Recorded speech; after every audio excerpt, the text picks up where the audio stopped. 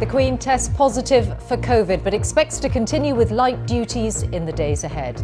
She's said to be experiencing mild symptoms after contracting the virus weeks away from her 96th birthday.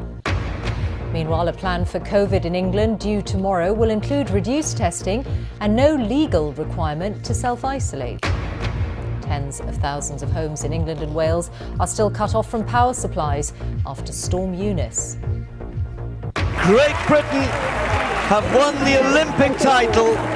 And a gold at last in the final hours of the Winter Olympics in Beijing.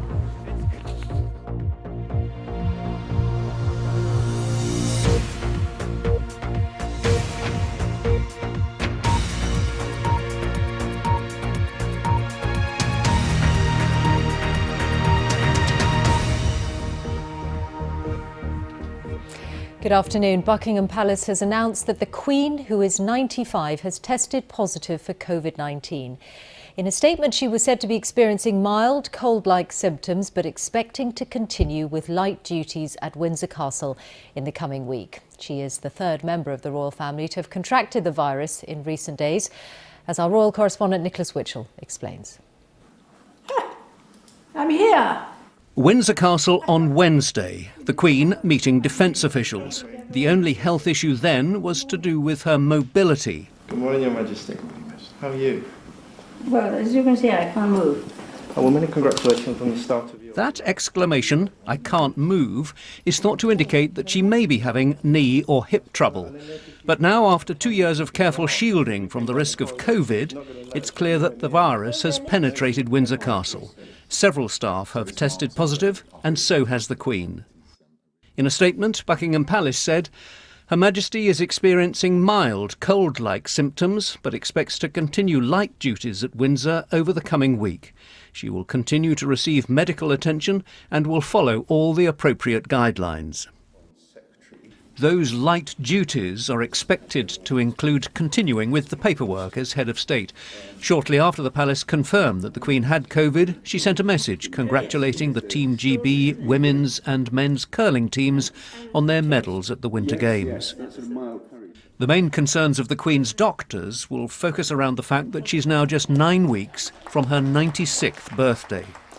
Any person of that age will need to be monitored fairly carefully. And also, I think, given antivirals, we do know that if you give antivirals early on in an illness, you can substantially reduce the risk of severe disease. The Queen is thought to have been fully vaccinated against COVID, and if she is given antiviral drugs, they should protect against serious illness. Political leaders were quick to tweet their good wishes. The Prime Minister said, "I'm sure I speak for everyone in wishing Her Majesty the Queen a swift recovery from COVID and a rapid return to vibrant good health."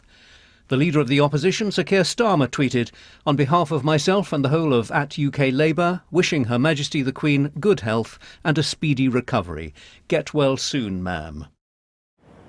In recent days, both the Prince of Wales and the Duchess of Cornwall have tested positive for COVID.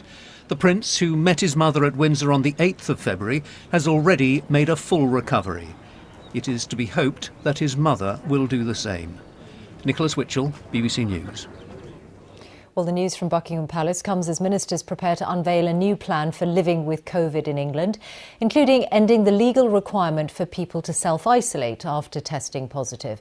Labour has accused the government of declaring victory before the war is over. Our health editor Hugh Pym reports. A new direction, moving ahead without legal restrictions. But today's developments underline again that the virus can still spread. The requirement to self-isolate after a positive test is set to be scrapped in England following tomorrow's announcement. But there have been warnings that detailed guidance for the public will be needed. Restrictions can end, but we need that to happen with provisions for people that are clinically vulnerable. We need that to happen for those that need to take time off work to be able to do that safely, both for their health and their finances. So there needs to be an awful lot of planning around this. It cannot be as simple as restrictions end for everyone. This is Freedom Day for everyone. The latest survey by the Office for National Statistics suggests that just under 3 million people in the UK had the virus in the week ending February the 12th. That was lower than the peak, but still relatively high. But with daily COVID hospital admissions, there's been a continuing downward trend, from over 2,000 at one stage to closer to 1,000 a day. The Prime Minister said today that testing would be at a much lower level, and PCR testing sites are likely to be wound down. Though Boris Johnson said the ability to monitor the virus would be maintained. Free lateral flow test kits are likely to be cut back, with availability only in certain settings and for those most at risk. There was clearly this concept of... And the NHS is trying to move forward after intense COVID pressure. It is time to recover. It is time to try and get things back to normality. I'm afraid this virus is with us. We are inevitably going to see more variants emerge in the fullness of time. But we have better tools of dealing with this, both in the community and in hospital. That's probably going to be okay. Hospital staff will hope that responsible public behaviour will continue as the government's plan for living with COVID is implemented. Hugh Pym, BBC News. Let's bring you more now on the Queen, because our royal correspondent Nicholas Witchell is here in the studio now, talking about living with COVID on the one hand, and then this reminder of the virus reaching people in every part of society. They have shielded her so successfully for very nearly 2 years now, mostly, of course, at Windsor, forming this bubble around her, staff testing all the time, small numbers of staff working in relays. But clearly things are relaxing, and the virus has got into the castle. Several members of staff there, we understand, have tested positive, and now the Queen. According to Buckingham Palace, the symptoms are mild. She is fully vaccinated, we believe, though they won't confirm that, and there is the option of these antiviral drugs. The imponderable factor, of course, in all of this is her age, 95, nearly 96. And age equals vulnerability in this situation, obviously. Now, that must be, I would imagine, the principal area of concern for the royal doctors, led by Professor Sir Hugh Thomas, the medical household. No regular bulletins from Buckingham Palace. That's just not how they operate. They won't be giving us updates. If they have something to say, they will say it. So, at the end of what has been an unsettling week for the royal family, it is clearly the determination of the Queen to carry on. She expects, as the palace has said, to continue with light duties, so the paperwork and virtual audiences. Nick, thank you very much. Nearly 80,000 homes in England and Wales are still cut off from power supplies in the wake of Storm Eunice. The southwest and the southeast are likely to be the last to be reconnected. And now another storm, Franklin, is on its way. James Reynolds reports. In South Manchester, the Environment Agency has issued a risk-to-life flood warning. It will evacuate hundreds of homes in the East Didsbury area. Pravin Gorajala and his son have come out to check the water level for themselves.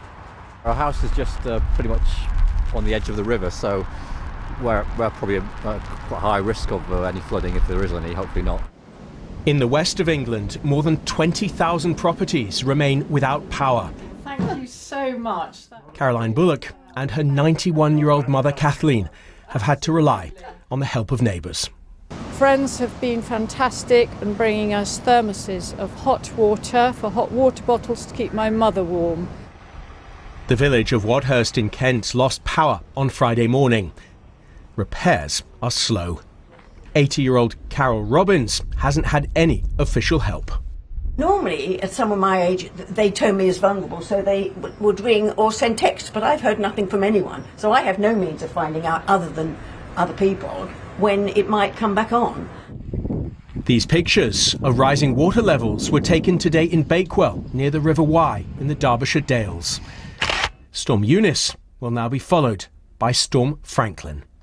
The Met Office has issued another amber weather warning. This is for Storm Franklin. It's actually for the north coast of Northern Ireland, and it's valid from midnight tonight until 7 a.m. Monday morning, where we're going to see potential gusts of winds in excess of 80 miles an hour. But I also want to stress that we could see damaging gusts of winds once again across southern Scotland, northern England and parts of Wales. In Omagh in Northern Ireland, water levels have risen, and the wider area now braces for the strong winds of Storm Franklin. James Reynolds, BBC News. Well, more now on what is yet to come. Northern Ireland is expected to bear the brunt of that new storm, Franklin, and our correspondent Emma Vardy joins us from Newtownards. How severe is it likely to be, Emma? Well, it's feeling pretty gusty already, let me tell you, and it's expected to get quite a bit worse. Winds of up to 80 miles per hour predicted in Northern Ireland's coastal areas, and it's really forecast to feel the strongest of all the winds of all parts of the UK when Storm Franklin peaks here, which is expected to be overnight and into the early hours of tomorrow morning. Now, Northern Ireland's already experienced quite a lot of disruption today. Flooding, roads closed in various areas, and there's predicted to be more travel disruption ahead, potentially some disruption to the ferries that are crossing the Irish Sea. Now, meteorologists have tried to explain as to why we're getting such a battering at the moment. I'm told it's because there's a very active jet stream that is driving storms towards the UK. We had Storm Dudley on Wednesday, Storm Eunice on Friday, and now Storm Franklin today. So I think once again it's time to batten down those hatches, because here in Northern Ireland that amber weather warning is in place overnight until 7 o'clock tomorrow morning. We'll let you get in. Emma Vardy, thank you very much. And your local radio station will have all the detail for where you live. You can find it via bbc.co.uk/sounds. The French government has said that President Putin of Russia is prepared to pursue a diplomatic solution to the crisis over Ukraine. He and President Macron spoke today as Russia continued to carry out military exercises close to Ukraine's northern border with Belarus. Our Eastern Europe correspondent Sarah Rainsford reports from the Ukrainian capital, Kiev. These drills in Belarus were meant to end with Russian tanks rolling back to their bases. But all this firepower is now staying put indefinitely, not far from Ukraine's border.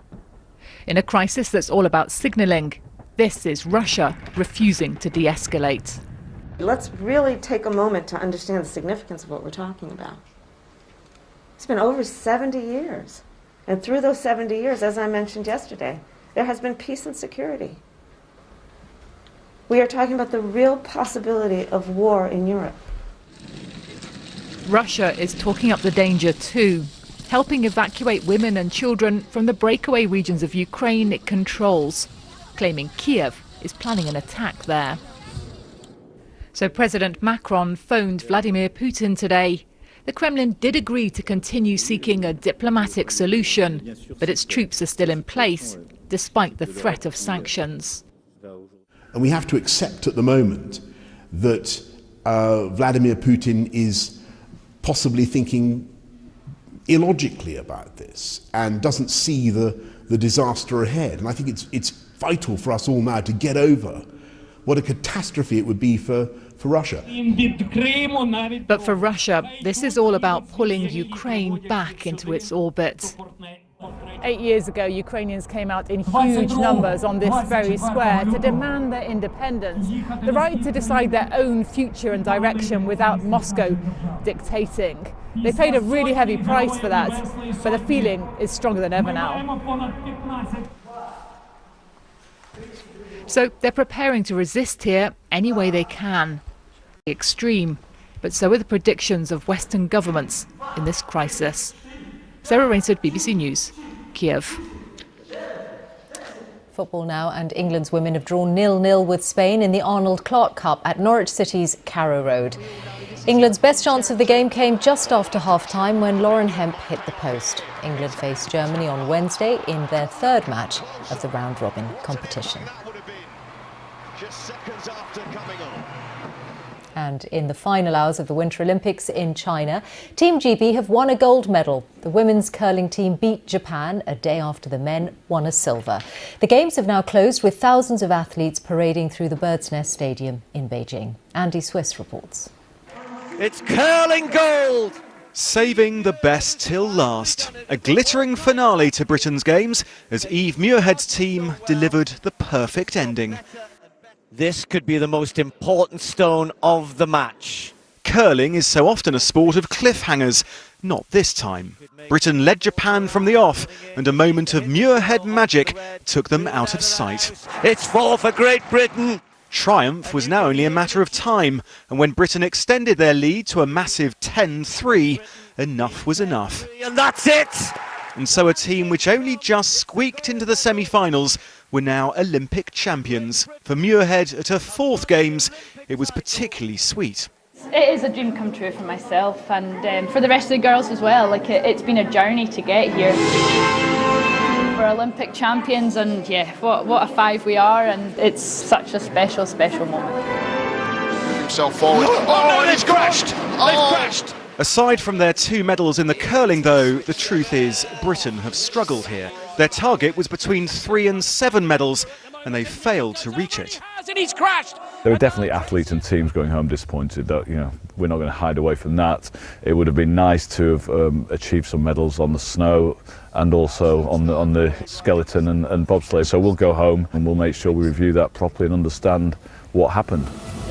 Suitably, it was the curlers that led the British team into the closing ceremony. And so the end of the Games, which were contentious before they even began, taking place against the backdrop of COVID and concerns over both sustainability and China's human rights record. And they were dominated by a sporting scandal of the Russian 15-year-old Kamila Valieva, who was cleared to compete after failing a drugs test. But despite everything, the head of the Olympics said the Games were exceptional and the athletes an example to the world. May the political leaders around the world be inspired by your example of solidarity and peace. And finally, the flame was extinguished and the fireworks ignited. A colourful end to one of the Olympics' most controversial games. Andy Swiss, BBC News, Beijing. That's it from us. We're back with the late news at 10 o'clock. Now on BBC One, time for the news wherever you are. Goodbye.